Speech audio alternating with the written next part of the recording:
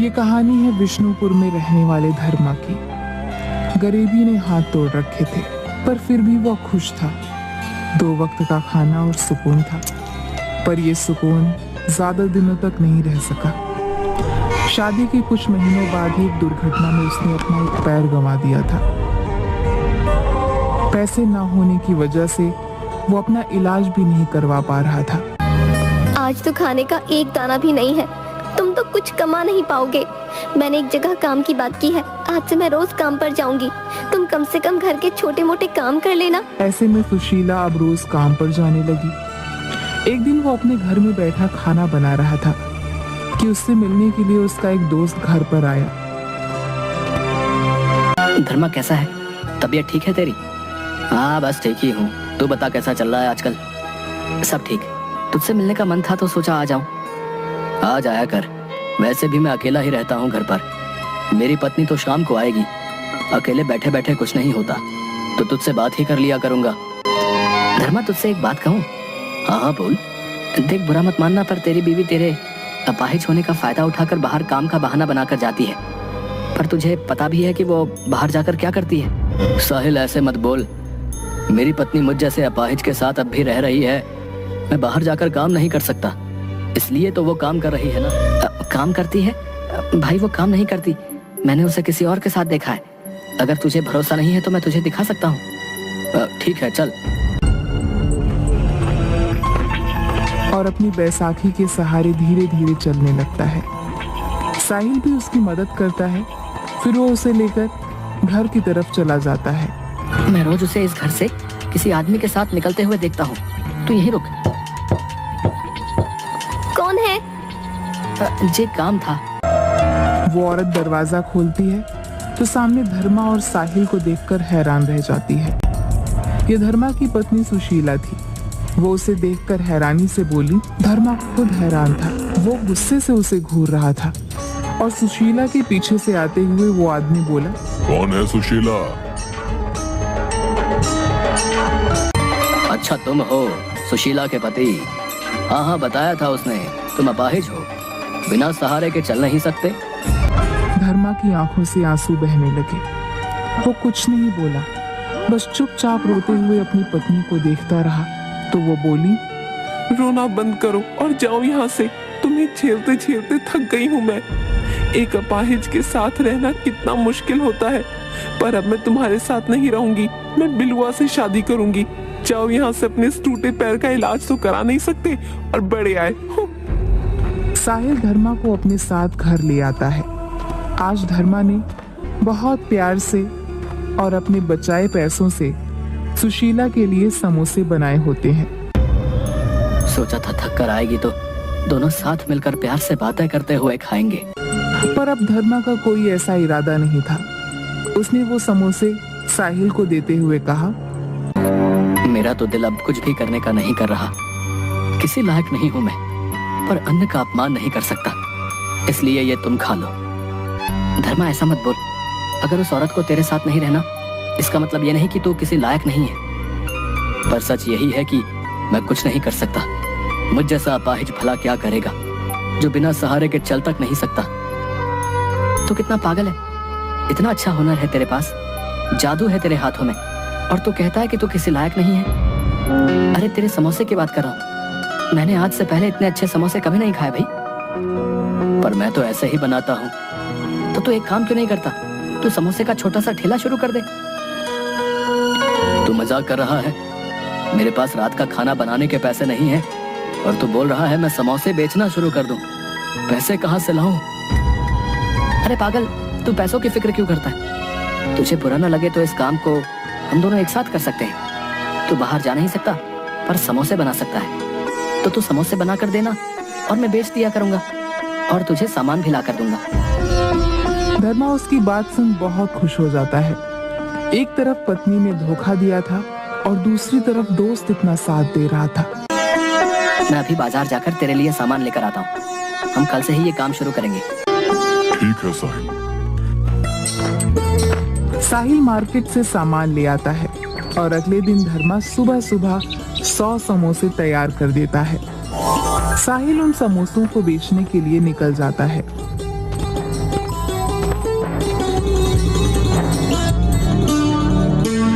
आधे ही दिन में सारे समोसे बिक गए थे और इससे उसे फायदा भी हुआ था। तू बहुत अच्छा दोस्त है रे, मैं तेरा एहसान कभी नहीं भूलूंगा। एहसान कैसा? इसमें मेरा भी तो फायदा है। दोनों दोस्त एक दूसरे को गले लगा लेते हैं। कुछ दिनों में पूरे गांव में उनके समोसे फेमस हो जाते हैं। एक दिन बिलवा के घर पे सुनिए जी, मुझे 10,000 रुपये दो, मुझे जरूरत है। अरे अभी कल ही तुम्हें 4,000 दिए, वो कहाँ गए जो अब 10,000 तुम्हें और चाहिए? वो खर्च हो गए, मैं नई साड़ियाँ ले आई थी। अरे प्राइवेट नौकरी करता हूँ मैं, कहीं का सेठ नहीं हूँ। अच्छा जी, शादी करने से पहले तो बहुत डींगे मारते थे, रानी बनाकर रखूंगा। बस 4 दिन में हवा निकल गई। जैसे तुम इससे पहले तो सूरत के किसी हीरा व्यापारी के यहाँ पटरानी थी ना, जो ऐश परस्ती यहाँ खोज रही हो। भूल जाओ सब, समझी? 1 रुपया नहीं दूंगा अब। ऐसे कैसे नहीं दोगे? शादी करके लाए हो, खर्चे तो उठाने पड़ेंगे। बिलवा गुस्से में परेशान होकर चला जाता है।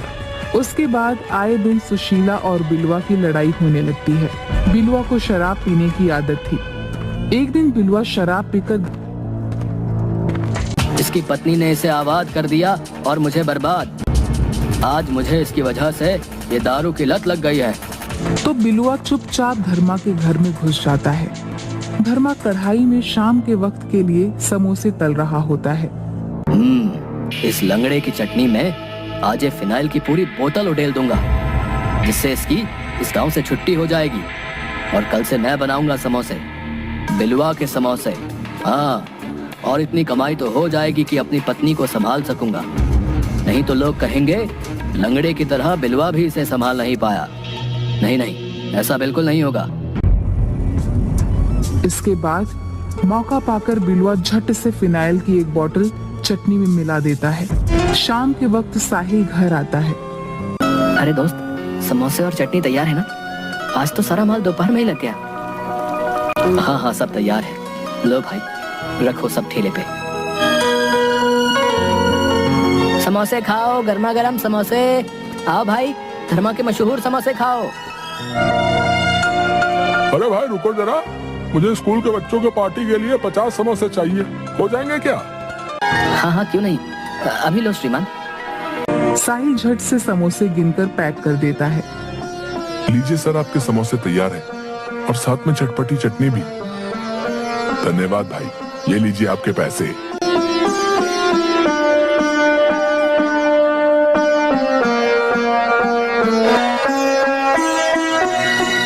अरे धर्मा भाई, आज तो सारे समोसे एक स्कूल वाला बच्चों की पार्टी के लिए झट से ले गया। क्या बात है, तुम्हारी और मेरी मेहनत रंग लाई है दोस्त। भगवान करे सब बढ़िया ही हो।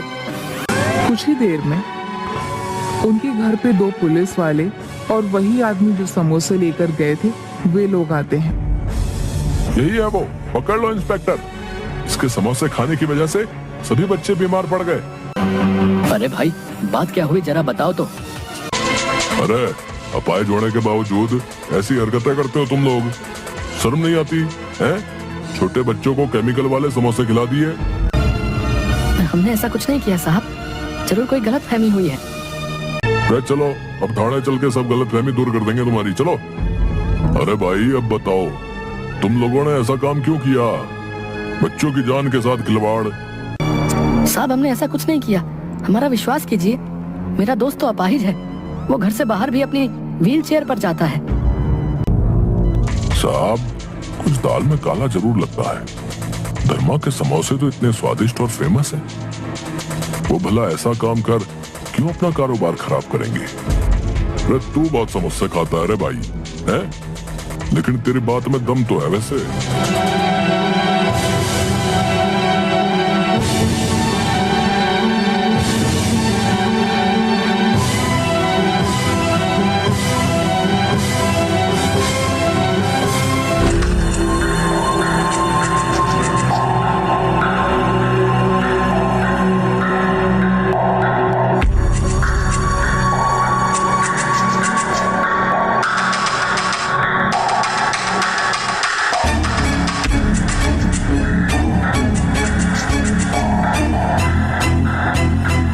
अपनी पहली पत्नी के घर का पता बताओ जरा, तहकीकात करनी है।